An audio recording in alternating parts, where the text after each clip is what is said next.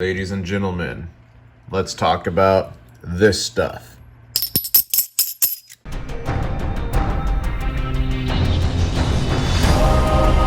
One stacker on a journey to find silver. International Stacker. What's up, guys? International Stacker here, and I'm here to talk to you about this stuff. No, not Wall Street, but silver. And one of the main reasons I like silver, and let's turn some light on here. Oh, that's a little bit better.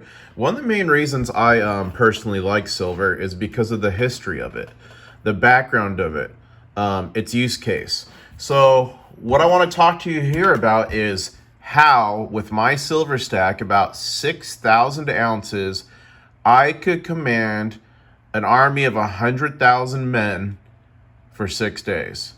How do I know that? Well, let me break it down. This is going to give you a little bit more information on why really the history is so cool. So let me zoom in here a little bit.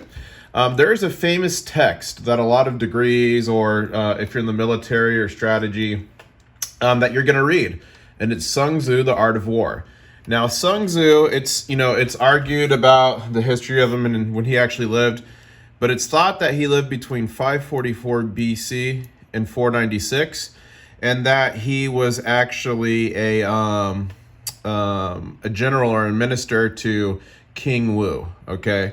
So he was appointed to him as like a military scholar. All right, so 1544 to 1496, remember that. Now, if we actually go to Sun Tzu's Art of War and we search for silver, it occurs in the text 3 times. And now, you guys, this is really short. I think it's only like 60 pages, and it's 60 short pages like that. So it's very cool to read. Check it out. But here in section 2, waging war. In operations of war, where there are in the field 1,000 swift chariots, as many heavy chariots, so another 1,000 heavy chariots, and 100,000 mail-clad soldiers with provisions enough to carry them 1,000 to li. I was like, what the heck is li? So li is a unit of measure in Chinese. It's half a kilometer. So 1,000 lis, so 100,000 men to go 500 kilometers.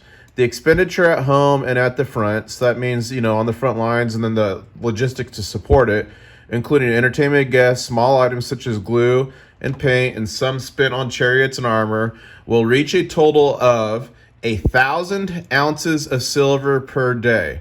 Such is the cost of raising an army of 100,000 men.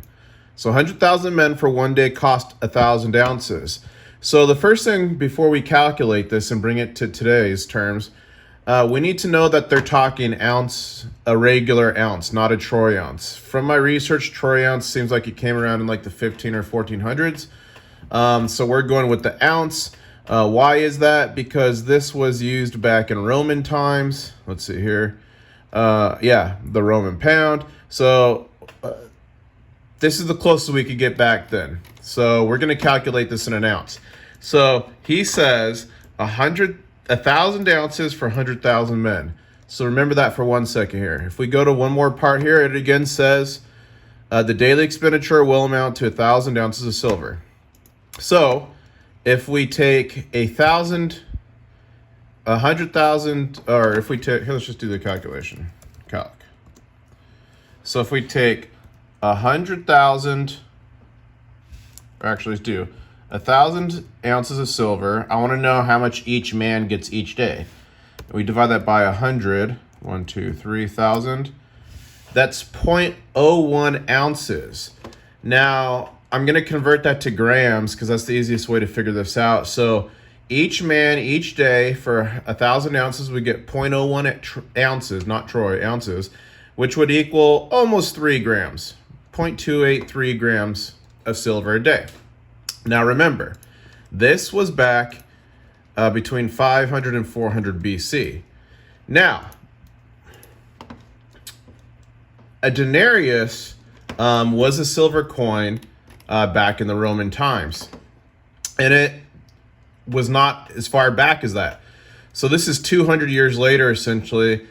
It was 6.81 grams. There's one that was 4.55, one that was 3.9, 3.4. So if we go back to this 2.8, okay, we're close. We're close to 1 silver denarius. Now, a silver denarius was actually used for a while to give to a person for a day's work. And it wasn't like this 9 to 5 BS. It was you wake up when the sun rises, you go to sleep when the sun sets, and you're doing hard manual labor, you get 1 silver denarius. Now, how do we know that besides history? Well, even if you're a non-religious person, we know the time frame that the Bible was written in, okay? So even if you don't believe in religion or God or whatever, this still is giving us some context to what a silver denarius was back then. So if you see here, King James version of this parable, and it's talking about the parable of workers in the vineyard, which is about unequal pay. But this parable is the denarius, a silver coin, which was the usual day's wage for a laborer. Okay? So this substantiates that 1 silver denarius was for a day's labor. So essentially, it's a little bit less than a denarius, but still, back then it's 0.28. 200 years later, it was a little bit more silver. The one thing I didn't check was the purity, so we don't know the purity on this. I'd have to do a lot more research to figure that out.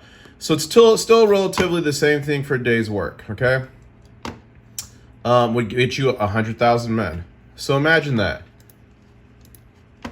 100,000 men. 100,000 men, 1,000 ounces of silver per day. So I could have an army of 100,000 men for 6 days with 6,000 ounces. That's epic. The reason I wanted to make this video for you is, one, to remind you of the use case of silver and how the use of silver goes back so long. Like, a lot of people look at Roman times and Greek times, the first time like coins and this different type of system, how we know it today, was coming around. But even back in ancient, like super old BC times, what was this? 544 to 496. And remember, guys, when it's BC, it starts high and it goes lower. So this would go all the way to 0, and then it gets to AD, and then starts going up, which is what we're in now, right? 2020. So from 544 BC to now, they were talking about silver and how it was used to finance different things. So that's the first reason I like silver, because of the ancient use case, the thousands of years of history it's been used. Secondly, I'm not going to get into this too much, but even if tomorrow people decided silver sucked, no monetary value, not going to stack it, not going to make coins, nothing like that, the reason I still like it is because clean technologies, green technologies. Silver is the best conductor of electricity in the world in terms of metals. The best. There's nothing better. It's the highest efficiency, best conductor. What do you think is going to happen as we start to shift towards green technologies? In 2022 in California, it's a requirement that all houses have solar panels. Well, what's in solar panels? Silver. Hey, if there's a war, what's in the missiles? Silver. Hey, we're talking about going in space and going to Mars and making a moon base. What do you think is going to be used? A whole lot of this stuff. Silver. So even tomorrow, if the monetary demand really disappeared, you would still need it to continue what we're on now, which is the development of technologies, cleaner technologies, which means you get away from gas combustion, all these different things. I'm not saying I agree with that or not, but that we can all see, we're not dumb. That's where we're eventually going to head. So besides the use case, besides the history of silver, that's the reason I like it too. And then thirdly, it's also used in the medical field and water purification type stuff because it has antibacterial properties. But I wanted to bring this to you because I thought this was very interesting, that it took 1,000 ounces to finance an army of 100,000 men a day.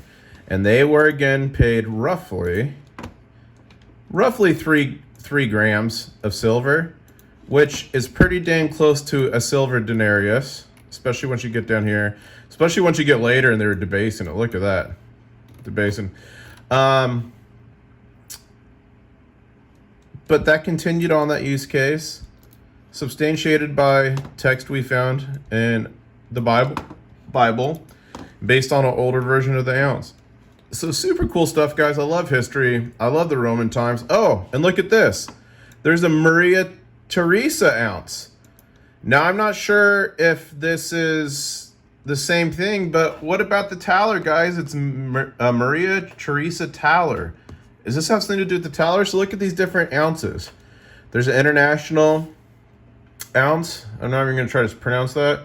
There's an international stacker. No, I'm kidding. International Troy ounce. So that's what I guess we're using.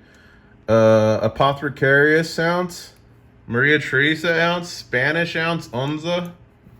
Who out there loves the stack onzas? I love those. French ounce. Portuguese ounce. Roman Italian. Unzi. Dutch metric ounce. Dutch ounce. Chinese metric ounce. Chinese tower ounce. So let's see the differences. So 28 grams, 31 grams, 28, 28, 30, 28. This one's kind of an outlier, 27. Look at the Dutch, 100, geez, 30, 50, and then 29.15. So here's the question. Chinese metric ounce. Maybe it's more silver than I'm thinking, guys. Because that was 50 grams for that, but I'm not sure. Jeez. Let's see here. Let's go back. Let's down here. Let's try to figure this out real quick. Chinese. Where's the Chinese one? Let's look at this. Maria Theresa was introduced in Ethiopia and some countries, which was equal to the Maria Theresa Taler, guys. And remember, in Saudi Arabia, that's where I first found this, and they call it the Real Francia. Francia is French. But that was not only African countries, but the Middle East. Wow. So that is tied to that Taler. That's freaking interesting. Tower ounce is tied to Tower of London. That's cool. But I cannot find anything about the Chinese ounce. So I'm not sure. The ounce I'm sure it was somewhat different, but at least it gives us an idea. But yeah, I'm sure back in 400 or 500 BC, it's probably much different than it is today in terms of measurement. So I'm not sure. It might be lost in history. Huh. Interesting.